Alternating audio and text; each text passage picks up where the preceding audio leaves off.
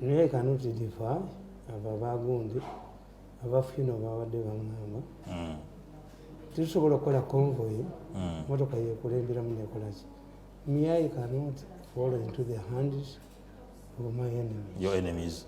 Wokikolera bwoti bagamba mumulabe. Era ewaffe bakimanyi nti nze nina empisa embi. Is arrogant. Yerowoozaako yekka. But even when it comes to my biological children, I conducted myself the same way. Okay. Tikati wali omutani wange agenda kuwasa. I told him, yasasula obukadde 5, simanyi mpaka y'abantu bameka. 20 people only. Okay. And I will send their spies to ensure they are 20. They are 20. If I get anything that they are not 20, okay. This is me. Me, when I go home, I work. Sidi ayo mmere. Lwaki? Newaka nyinza okubatalya mmere. I've survived the poison for. Newammwe naye otyayo okulyayo. Ate we wasinga okubeera risiki. Muba mourners mumusinga okubeera risiki. Because for me, why I've survived? Yeah. I've survived because tuyina kye tuyita conspiracy theories. Conspiracy theories oyina zikola ng'oyina amagezi. Okay. The best topic today would be this newspaper. Why is it that COVID-19 is targeting prominent people? You would think that they understand. You would think that they get information. You would think that they have all the availabilities. They have the funds to hide in their houses. Yeah. Unlike peasants. And when you talk about Oranya, there are also 3 prominent people hiding. Yeah. Who are in critical conditions. Kati nze eyasoma conspiracy theory nkugamba. COVID-19 started in China. Where did it start? In one of their research center cities. In Wuhan. Nembaandikira mu katabo. Whoever thought, because when I look at COVID-19 using my conspiracy theories, it might have been made to undermine the Chinese booming economy. Okay. Abachina bwe bakola bakambwe. Printed new currency. Nze walionda beko ne sente nkadde mbula mugwa. Obera na mpya. Nze Mirundi bera ne sente nkadde. Obera na mpya. The Chinese printed new currency. Nze sibe na sente nkadde. Naye wagobe nkadde kati. Mu life yange anti nzikiriza mubiri. Kakati biri oyinza okuwa sente nkadde zebawandidde kuddamu. Tebyagala bukadde. The Chinese printed new currency. Yeah. Era tewaliyo sente abantu bazisanga ku akaunti zaabwe. But ensonga esimu kutambula the Chinese series of cities. The Chinese kakati mwebabuuza ne mbagamba, can anybody tell me why the Chinese targeted the blacks? Abachina kati nganza akiza mu conspiracy theories bategeera nti yatwala akawuka China yali black American. They targeted blacks, Africans. China that has been accusing other people of being imperialists. China that has been a friend of Africans. Whom did the Chinese attack? Tamale, ogeza kutugamba tina COVID-19 yono. Yava mu America ogende China. Yava China ne kabakanyugira.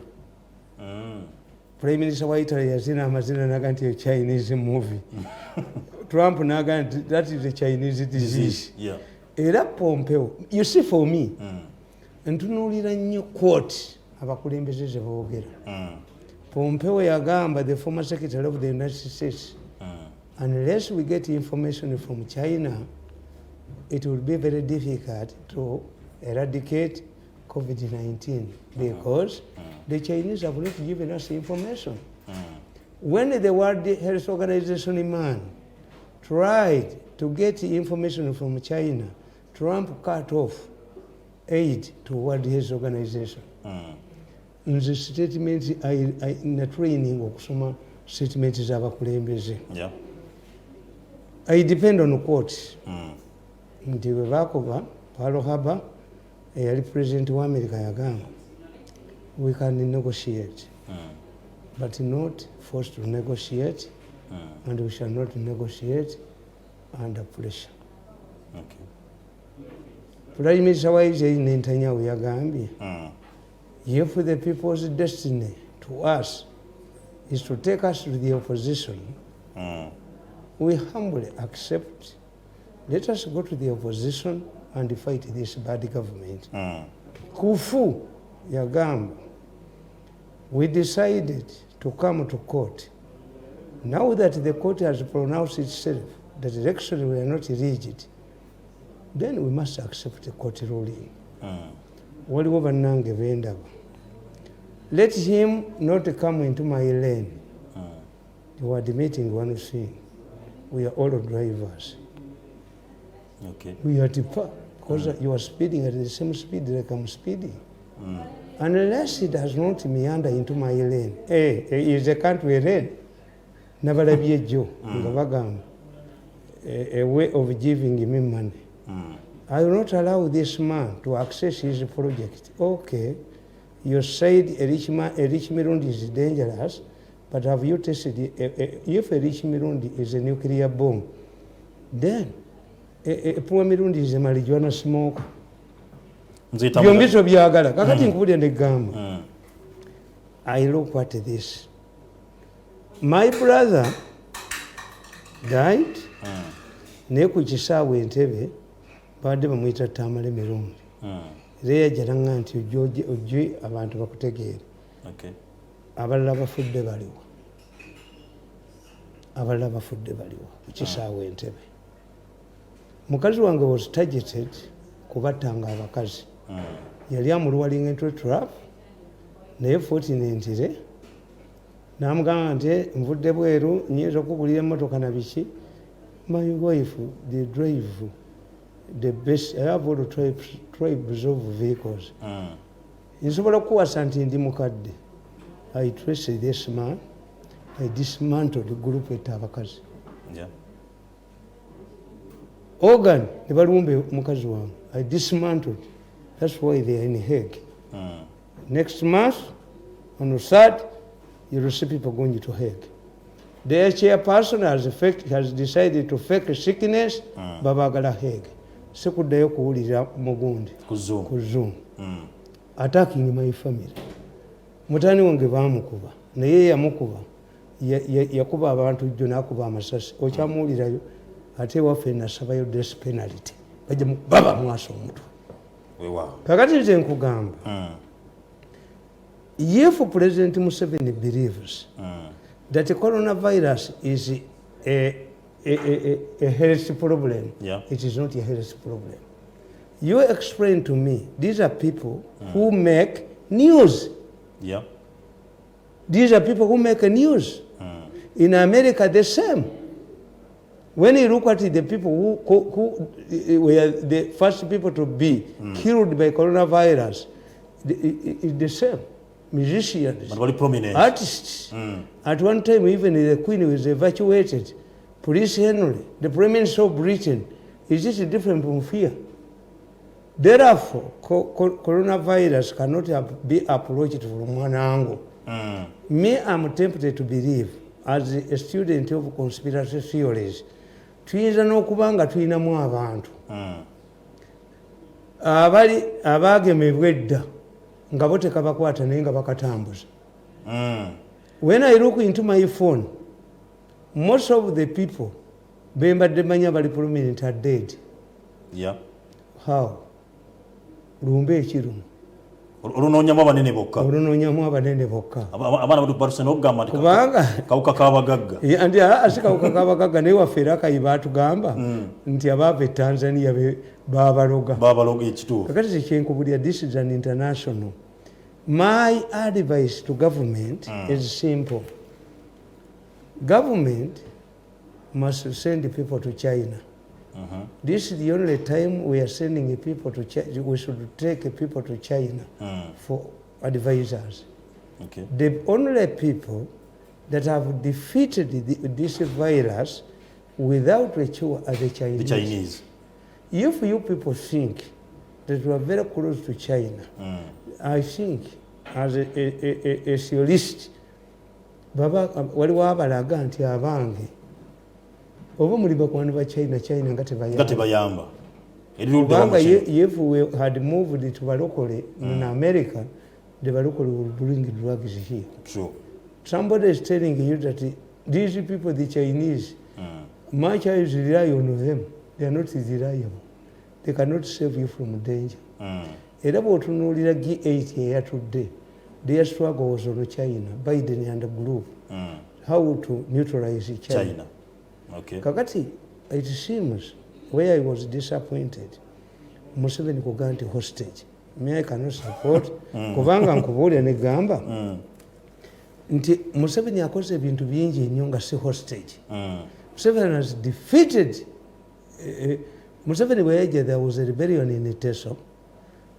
Today we are talking about a vice president from Teso. Museveni defeated a rebellion in northern Uganda. At one time, Kony was threatening to enter southern part at Kaluma. Museveni yatekawo convoys ez'amagye to escort. ADF was fighting in Kasese at one time. ADF captured Mpondo. This is when I saw Museveni with his AK-47. We had a rebellion in Teso. We had a rebellion in northern Uganda. We had a rebellion by ADF in Kasese. We also had a rebellion in Uganda. Not suppressing. But what is missing, the missing link is, at that time Museveni was not a hostage. This time around is a hostage. He's a hostage. Kakati, what we should do is to create a group. What we must create a group to counter. Fortunately for me, oh, you Musenero. This time around, I challenge Musenero and her group to take me to the president. I will dismantle you. I will expose you to your bone marrows. My machines are intact. I have been recording meetings on how to they share. One, you will see people printing exams. Two, you will see people demanding money to give relief. You will see people demanding money to buy masks. I was told, I heard in their meetings, watching them, that Diana raised the issue of relief before the president, and Museveni shouted her down. Is it true or not true? How do we save Museveni from captivity? The Rukungiri group made it. What we have to do is to save Museveni from captivity. His so-called scientists are not scientists. Let them show us their profile. Yes. And for how long will Ugandans suffer? Nze kyenkubulira nkubulire ne gamba ti Museveni yamanya nti eriyo phase 2 eya COVID-19. He renewed my contract. Bagendayo ne bamugamba nti omusajja tumuliriunga contract n'abagamba I'm going to renew him for 10 years. Yakuwa 10 years. Museveni n'agoba Kalolo Okulu. More than even is the Kalolo Okulu abadde tava ku Museveni before appointment of the chief. N'akwatako omuntu omujoze nnyo aneereegamu. Muganda nga Kalolo tokeereegamu n'amuteekako ewantu ejjogo lyonna ne limugwamu omanyi abagamba I will sabotage he. Sabotage me. Nze nkuba kati nze nkubattula paka lw'onakkiriza. Let us drive in some different lanes as you are talking. Kakati nkugamba nti do you believe Museveni ogenda okuneutralizinga Diana n'achange kuba had already praised a change n'amuleetera Kawooya ne Muhanga eyo olowooza nti omukazi akyalinayo amaanyi. The only people can neutralize Diana kuba Diana tayinza mugoba dokita we. Diana tayinza mugoba lwaki taata we y'omu ku basajja abasatu lwakasiisi be yatta. Yes. Okay. Kakati Diana tayinza mugoba but has effectively neutralized Diana. Okay. Nti eriyo Muhanga tumuyita wakuzannya Jeno Muhanga mwenda eyo family okay ontajja mu shouting down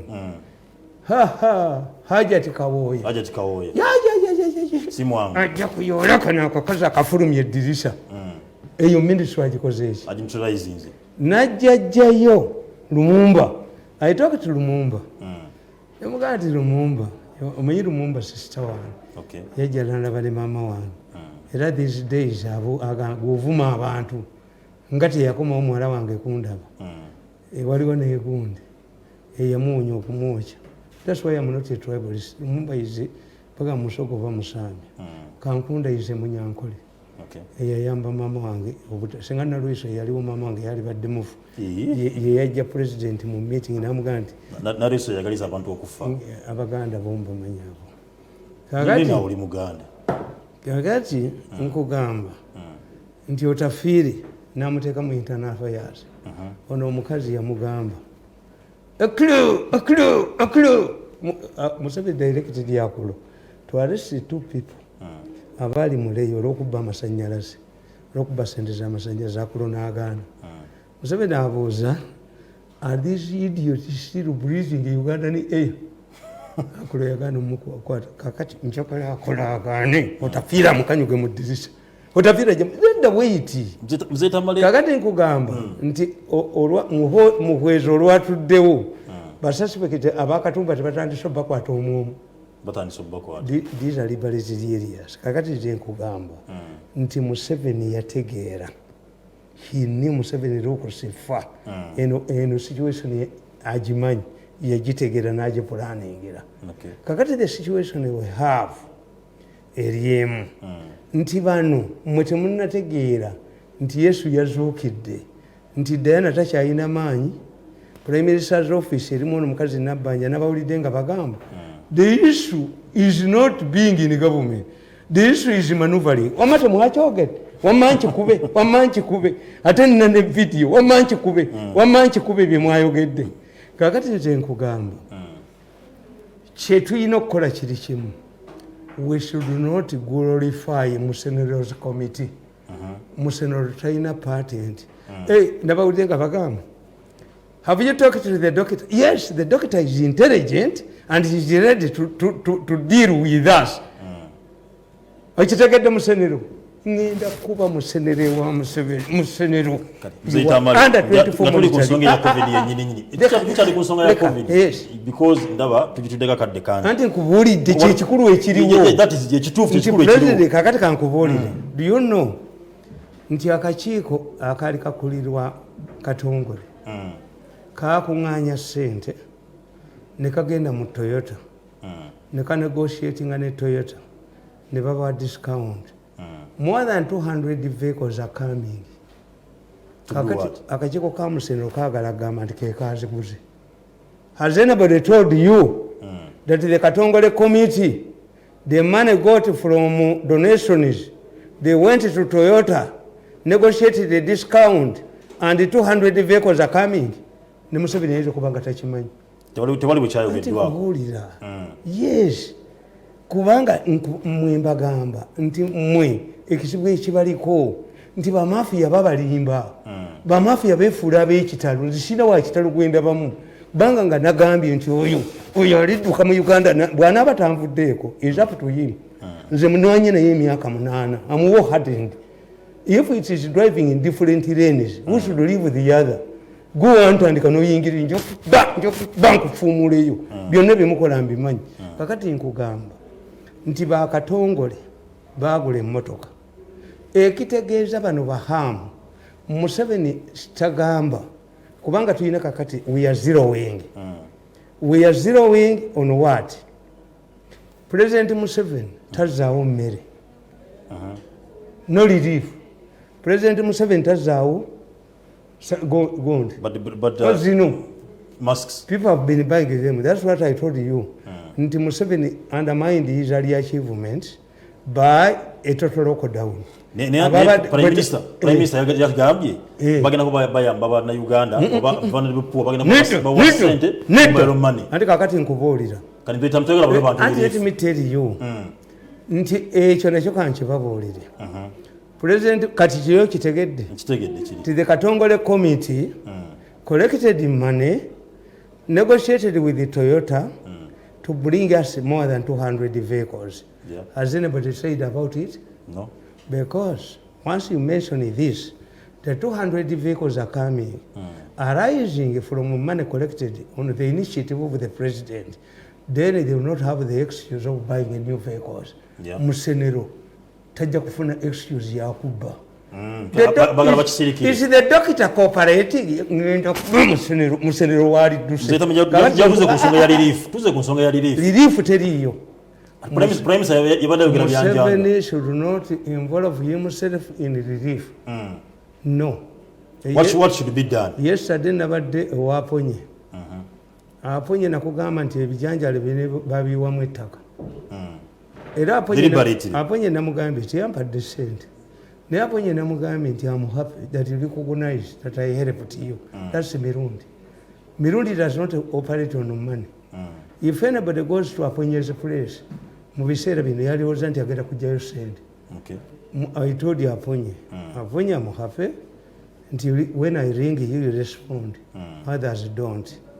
Era bagambye nti ssente za gundi media zazedda mugende ewa Nabbanja mumugambe Mirundi mumuwenga 3 million per program nga program ze zonna nga mumusoma meka temwakyogedde nti Nabbanja should give me 5 million 10 million per week mumusomye meka nedde mugenda kusoma meka mu why should you give me 10 million per week mumusomye meka basajja mu ngenda baku social media omuduke mulabeko bakubira wano kubatirawo wait akati nkugamba njatude ku nsonga ya relief ya plannings bagala ku national IDs mu afuna kasente ku bayiro money.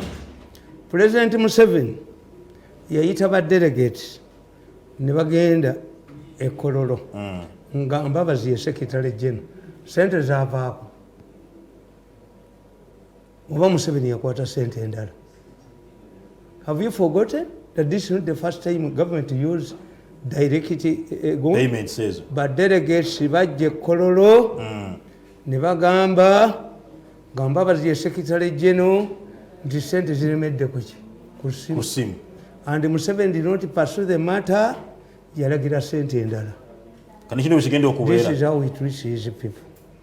Ezo sente tezakola ki? Tezavaayo.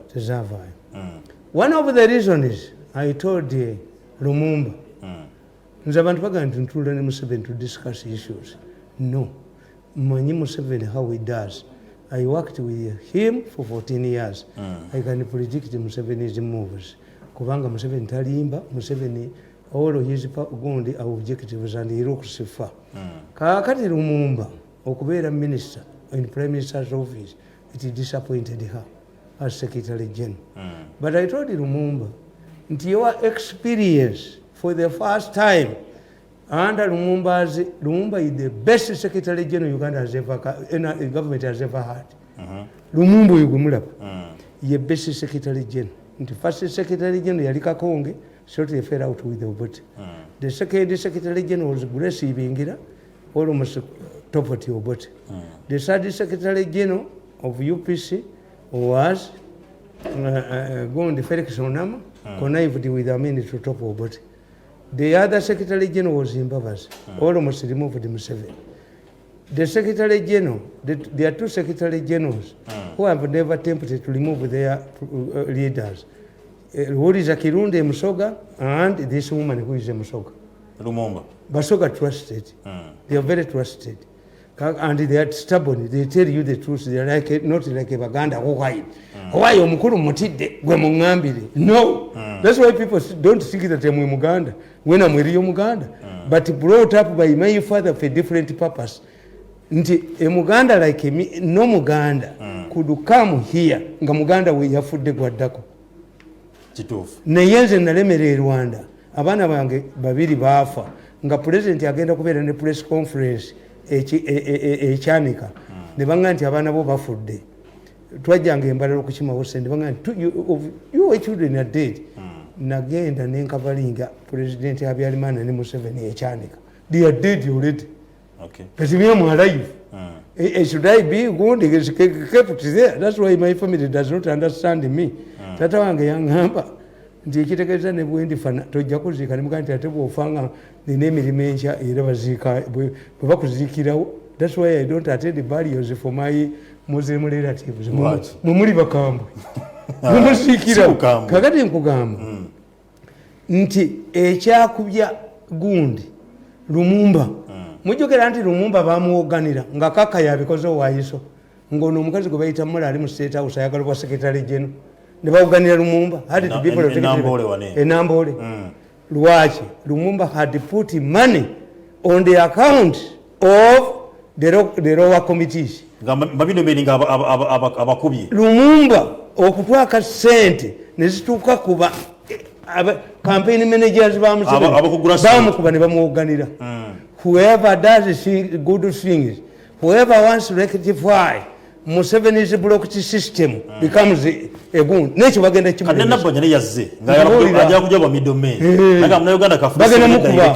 omusajja yagambye oli yamubuulidde n'amugamba but these people are entrenched. They can report it. It's not being entrenched. Yes. It's political maneuvering. Ajabakanga. It should be Museveni himself. Abantu abatawanya Museveni ba mu nyumba ye.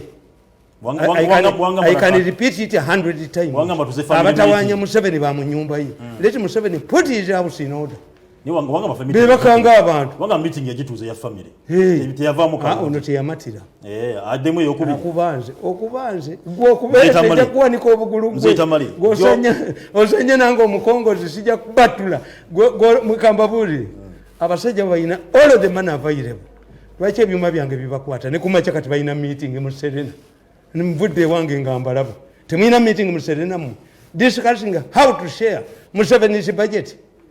Putting that aside, Mzee Tamale, President Yavajuzi nayogera ku nsonga ya oxygen okuba nti mugwanga taliimu. Nako settlement yanamiriza ensi nti ekividdewo kuba nti Tamala mu ggwanga we have no cylinders. Era ng'agamba singa tubeera ne cylinders oxygen ejja kubanga akola ki? Bamulimba. You see, abantu abo nze mbasaasira. Tulina kye tuyita akazu. When a country graduates to akazu, muba mwakubadde ba Mirundi bonna. Museveni iraka ayinaffe. Kati akazu mukuba abantu bonna. That's why Bobi Wine taliyo, Besigye taliyo, Parliament eyogera. I'm the de facto opposition leader in Uganda. Ate bakola ki? I'm more credible than any opposition leader in this country. I think I'm close in Museveni. This is why this country is in danger. Amaka gataliimu nze am creating opposition in my family. Omanyi nti abaana bange ntabukana bona baboggola nenseka nze ntula wansi nenseka era bwe mala okuboggola nabo ne baboggola then we get a solution netukkaanya saagala ngako submissive woman njagala my wife is slap me but I cannot slap. Waliwo kizukulu kyange kika jajja bobobo tiabogola bobogola. Yes, I'm encouraging this content in my family. Kakati the problem we have in Uganda, we are in a very dangerous situation. We don't have an opposition. Uganda tumuli opposition. Chibesi bwe bakiwa sente ne kiduka kubanga abesi tukumuyitime ikonsana. Anti nkubulidde nti olutalo luli mu bo bennyini. Urutalo luli mu bo bennyini. One wants to undermine the other. Urutalo luli mu bo bennyini. Where was the intelligence to tell President Museveni yeso nti tewali cylinders? Omusajja agenda mu fumbiro. COVID goes through 3 phases. We are going through the second phase. Are we like other countries? Did you prepare yourself? Yes. Nga mwina nze nyambala okusinziira ku mbeera y'obudde. Weather forecast. Era mba kubina Nigeria zisaba mawulire gamuga busiru. Nze mbeera nnyo ku TV okujja kuzembeera ku ngayingeno. Naye ndala nziraba gundi. Kati nga bwe nakugamba nti nali wa Kibuule ku ddina. Nga bamuyinsayitinga ne mugamba gwe yewayanga. Kakkana. Museveni yamanyi byakola. Is a coach akutuuzizza. Waliwo coach wa Egypt yajjamu omuzannyi n'ayomba. Agenda okulaba ng'ate kubalisa ate ebiri. Coach akukakanyako. Yes. Yes, coach akukakanyako. Nze mukama wo bw'aba ayogera sometimes banayoga twewunya ebintu bingi bazayogera ngakugera ko nego Museveni mumanyi buliza mpola mpola kati Museveni bwamala okuga bwomanyi ekitegeeza Museveni bwamala okuga nti amwe hostage abandagidde bakakiiko abatulagidde tukakubeta kajja kujjayo omutwe gwe walabyeko mawulire nga bakulagako the CV of Musenerezi Committee okumanya Museveni musajja mugezi mwetemutegeera Museveni yali adefendizeeko omuntu nga akoze ekintu Museveni respects the military Museveni bw'aba ayina omujaasi gwateekako ennyota very humble naye omanyi kye yakoze oyadda alaga Lusoke yagambye is a general but he is in a suit because he is a diplomat mwe temwakitegedde temwategedde he has trust in this man this man made a mistake why Lusoke made a mistake Museveni wants to say the military has taken over Isirolo bebalwanira ensi how can a general come in civilians kyovala bwe ku gundi bwe baba tuyinvetinga ku mikolo tumanya gundi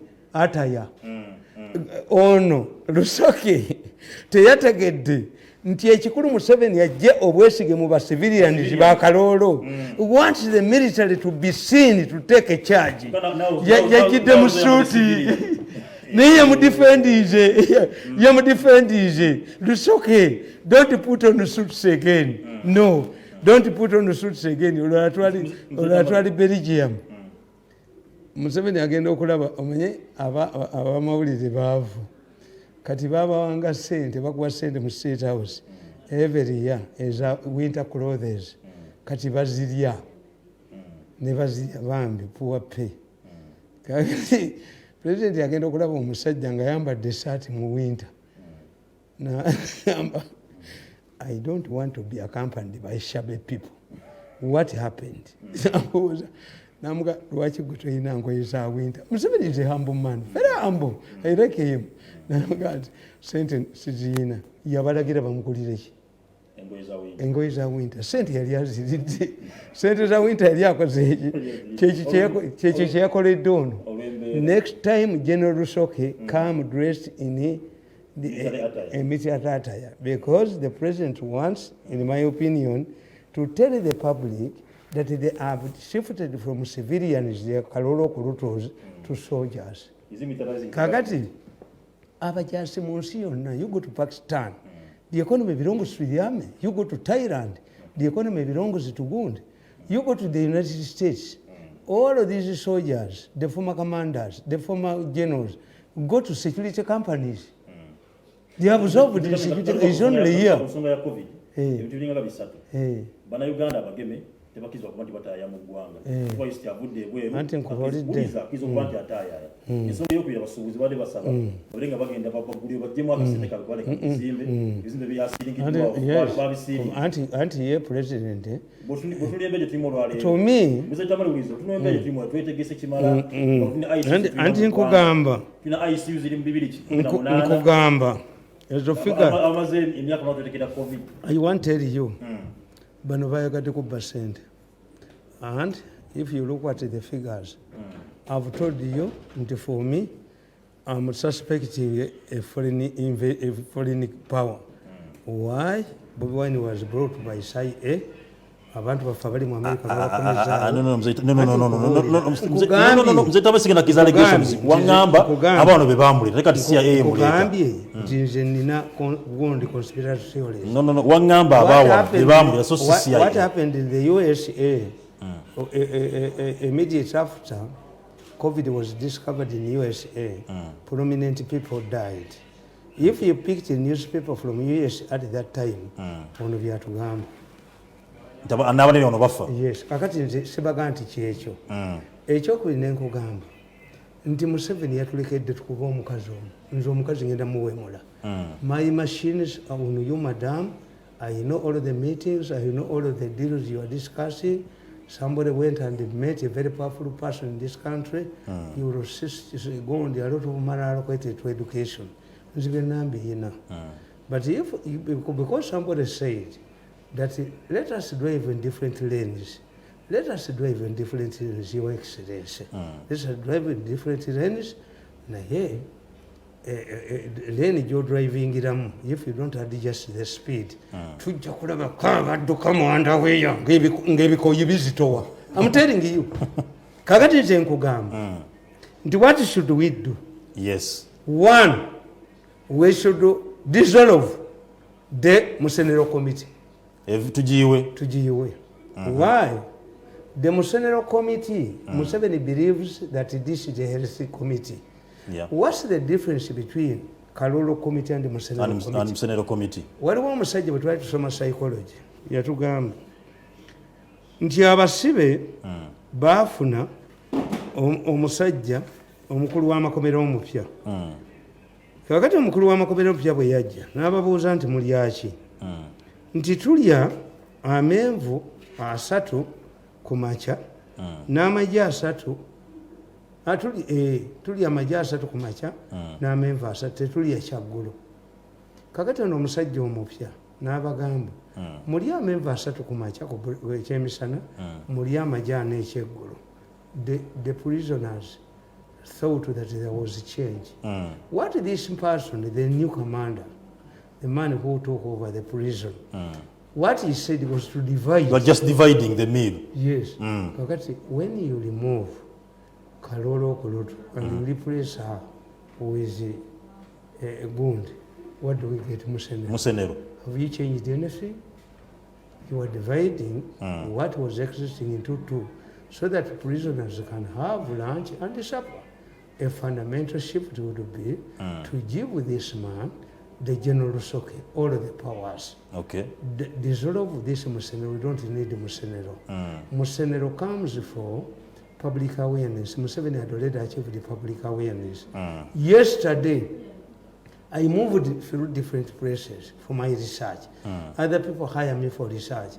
You see, if that excellence, His Excellence, who thinks that when I'm driving in his lane, he will make me a pauper. I would be dressed like this. I have a very large family. I told you that I talked to Saleh in 7 years, just recently. Okay. Never flocking our Saleh.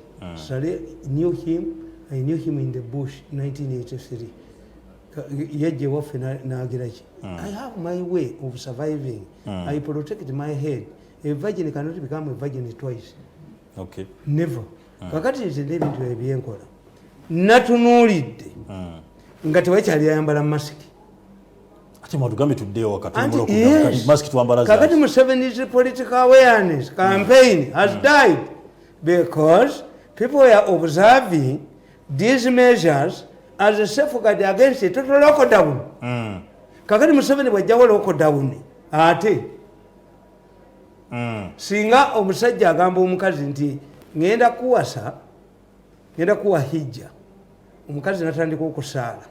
Kakati omusajja agenda okujja ng'ate omukazi atamidde walaki addamu okusaala kubanga okusaala kubadde kumuyamba kukolaki. But Mr. Tamale, essensi y'okwambala mask yakuba nti ogenda mu crowded places naye muzigadde tukatuli waka watuzambala. Musenero nja kuba musenero lwaki muyinako videos, muyinako recordings, muyinako buli kintu kyonna. Let any of those arrogant people take me to the president. I will demolish you. Yes, because ate ebyuma byange babisobola deterrent yababula. Second, let me ask myself, obutale bwasigadde nga buggule nakasero muggule wino muggule tebakiza bantu kugenda mu kibuga emboka ekaaba kati waki obutale buggule wena wati obuggalira ddala kuttayo omuntu omukyabike nabaga nti akalolo kajja enkoko ku magi. In 1848 in Europe there was a prominent man like Museveni, Martinique. When you read, anybody who has read the European history, you come across Martinique period and the Vienna Conference. Martinique underestimated the revolutions of 1848. To escape from Vienna, he left as a madman on a forged passport. But he had not created trouble. The problem was that what about the French Revolution? People had nothing against the king. In fact, people like Lafayette, bakola kakofiira era ne bateekamu langi za kabaka. But the king could not make reforms. Yeah. Because he could not deal with the people who are creating trouble. And as a result, because of indecision in Paris, which they call Paris, the people converged where? Bava mu byalo, bibajja mu bibuga. Why? Nti gundi queen yagamba ki? If you can't afford bread, you can try cake. Indecision? Yajja. No one mbalabawo ba queen. Mbalabawo. Not necessarily as a woman. Naye abajozi mbalabawo. Abatudde okubba ssente za COVID. Abatudde mu meetings, abatudde mu ki. Human beings are the same. Mumubbe musome. Mutabula abantu buli kaseera mukole ki. Kakati nze gamba. What was the solution between the way forward? Yes. Mbagamba one. We should counter Musenero. Okay. Let professionals, medical professionals, counter Musenero. Because the president admitted he is operating on Musenero's advice. Yeah, he's just a mere puppet. President Museveni went and visited the Vatican and found the Pope John Paul. He went there twice. Now mulaba. But Dr. Nababoza, Alinga,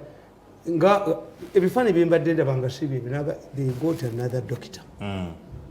The president was told by the doctors of Johnny Paul II before his death.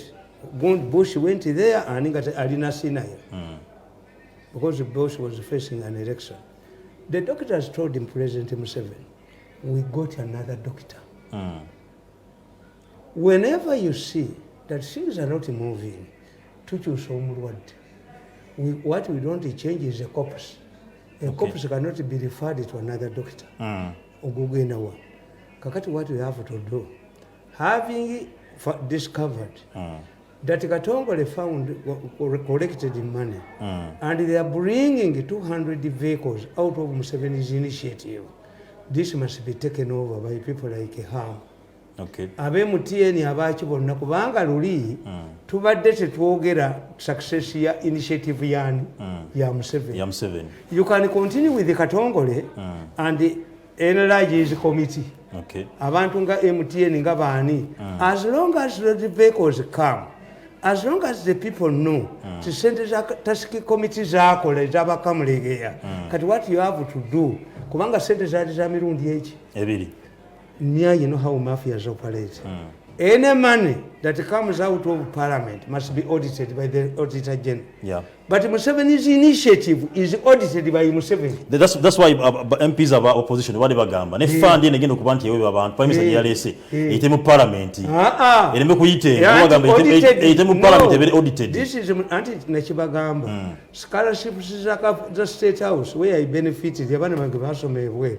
Nzo kubinjogamu. Let it be abuse of office. Na yabana bange bonna basomera ku State House. Atenga sirimu hafu. But nagenda Scotland ngomwana nga graduating oirolo ne energy abazungu ne bambuza nganze mutuka pa alimu abasigadde bonna bana babagaga ayo rich man in Africa konzo gwale abatudde wano waliwo omwavu State House kati sofu Museveni nzeta tutuze kusolution kugambi solution yeso esoka ya kulisolvinga let us dissolve committee ya Museveni. Yes. If Museveni wants Musenero's committee, there must be other doctors because Musenero does not have any medical journal to Musenero. Okay. Number two, Museveni should take harm. Ere yatoko kuleta milioni 10 bakaloba ite bachogedde. Kati if the public knows, gets information, nti Katongole sentence yakunganya yagula vehicle ebikumi za Toyota. Go to Toyota and find out whether it is true. Okay. If it is true, nti Museveni's initiative yavamu Toyota ebikumi bimeka kakati the Katongole committee must remain and put it more members. Okay. BMTN bani. This is the time to to reward Ugandans. Muzeta mwegera ku Hamu, mwegera ku Hamu yava an idea. Hamu aina project yalagala okuba nti uliriza mpola muzeta mali. Aina okuba nti ayongera value ku agricultural products. Lwaki Hamu project tebabera nga government em supportinga. Nabanga sobola okuba nti ateekawo emmere, nabanga kampeta ng'ebintu bya relief. Musebe ng'ebya relief, nabanga sobola okugabira abantu emmere. Kugamba era relief agents agina. Ndekye nkugamba. Nti Museveni is losing one point. People believe nti akakiiko k'his initiative did not bear fruits. Museveni's initiative under Katongole bore fruits. Let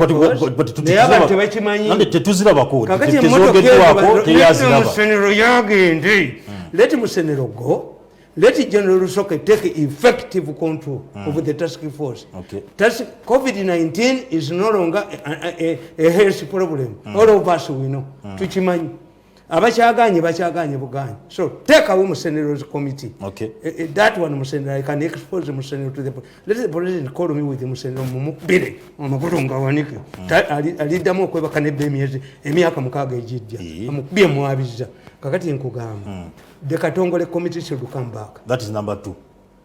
Katongole committee should come back. Erage nti yagula said initiative ya Museveni twagikola ki? Twagifunamu. 2, we must prepare to defend ekya Museveni okuwa abantu sente. Bajazikwatiyako ku account. Ene gundi manyi babba bazibbako bazisumako. Okimanyi tubajja kubba sente. Bagenda kubeza ente ezage basedde ku simu gundi namba zibagenda kikolebwe kitya cyane kikolebwe kitya ayitefu abagezi oyo gundi gwe yabiwadde ayitezo mugezi mbabakubire kubanga kibaddewo. One of the reasons why Lumumba was being fought is to change ekyambabazi esente zabulira kuki ku mobile money ku simu. Mobile money. Kakati today bagenda kugamba sente tezatuuse bogeze bukedayogeze nga bakogera n'olukongoro wakodo kalinga enfudu eyimiridde bujja kuba mawulire gabogana. Kakati Museveni alowooze we must have a strong team. That's why I'm telling you nti we must have a strong team of politicians. COVID is not only a disease. In fact, medics don't need what the medics need is equipment. Bambale bigandula tebetaga sente ne materials. Those who have known if there is anybody atanamanya syrup ya Museveni, what I call the Museveni syrup oyo mujemu ngabe nakuga nti jahana mankalu.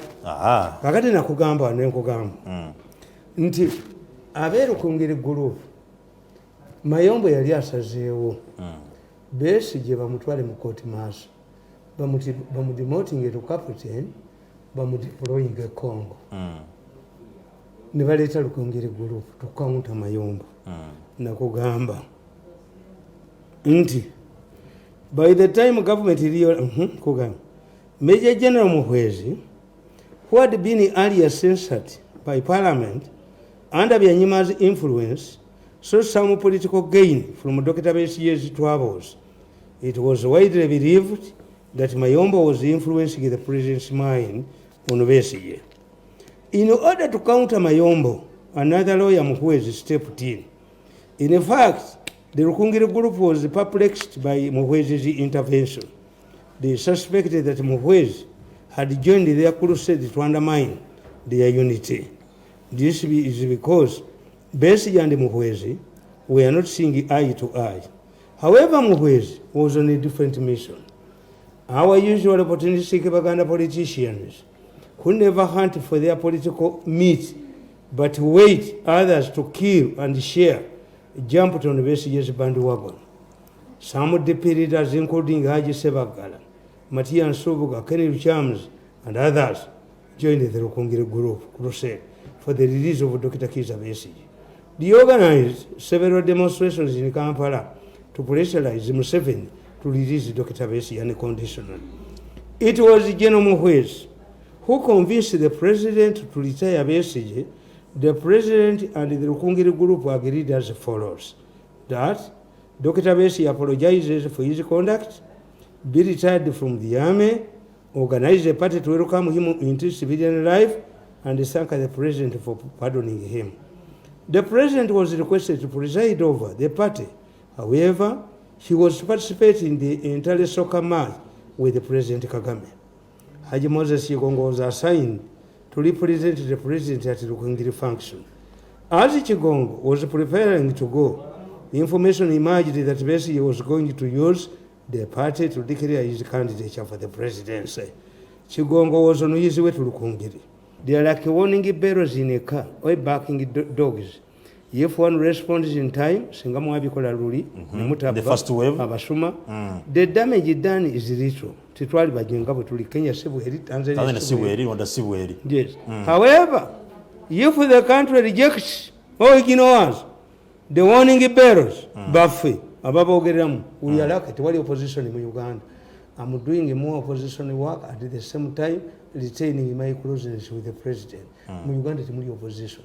I'm doing opposition work at the same time defending. Let him continue defending himself. In fact, do you know why I have survived? But this man helps the president, helps you by saying himself. Lieutenant General Mukunde yes, every time they gang up to kill me. Nabana bemulaba ababakuba bakatumba amala bakubabachi ababatujju batwele bakati kubenyumba za Mirundi tuzijewo omusajja n'abagamba Mirundi is a journalist. Mirundi is a politician. Mwe mwegenzi wa Museveni ne mwetunda yo Museveni ayogera Mirundi ayogera ebyamu nakyo batulemye okutta era babawa miliyoni lukaaga ani alulina. Wow, Mr. Tamale, jatudde ku nsonga ya new cabinet. Walabye olupapula lw'amawulire olukomyawo ekifaananyi ky'omusajja yali ku bodaboda kikomyewo olabe yabulira ddala takyalabikanako naye okusirika byasirika ayina gwafaanana mwambaze essaati eyo muteekeko bodaboda teri lupapula lw'amawulire mu Uganda lusobola kukomyawo kifaananyi kya musajja ali ku bodaboda nga ne bw'omutunulya bw'ati nga yeekiiseemu noddira ono n'omukiikamu nga bafaanagana kyebaali bakoze naye abatemu baatuula kyobola nzikiriza nnyo mu shiriki abatemu baatuula ne bagamba nti eggwanga lyonna lirumbibwa but do you know nti mumwogera nti covid attacks abantu abalina low immunity system even covid neggwanga liyina immunity system kati covid mu Uganda atugoyeza nnyo unlike Rwanda. Why? Our immunity system has been eaten up by corruption.